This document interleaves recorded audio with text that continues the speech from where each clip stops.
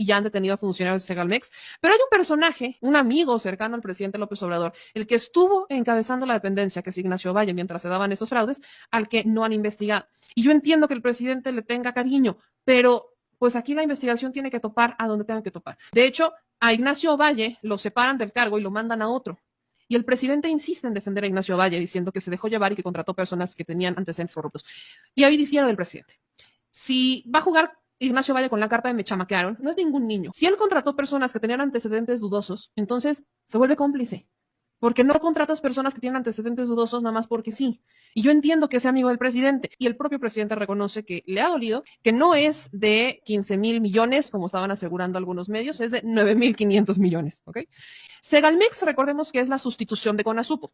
Ignacio Valle era titular. Cuando empiezan a estallar todas estas investigaciones y empiezan a detener funcionarios, a Ignacio Valle lo sacan de Segalmex y lo nombraron coordinador del INAFED.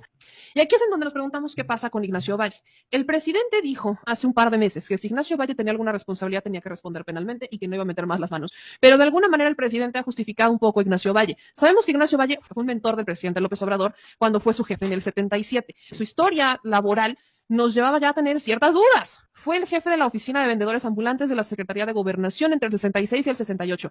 De esa dependencia, el titular era Luis Echeverría. Y luego, Luis Echeverría lo nombró secretario particular. Con López Portillo fue director general del Instituto Nacional Indigenista. Ahí es en donde se vuelve jefe del presidente López Obrador. Esto fue del 77. En el 88, Salinas de Gortari lo nombra director general de la CONASUPO. Y ahí empieza el problema. Si con Salinas fue el director de la CONASUPO y a Ignacio Valle se le ocurrió contratar gente que habría trabajado con él en la CONASUPO de Salinas, creo que es el único antecedente que necesitabas para no contratarlos.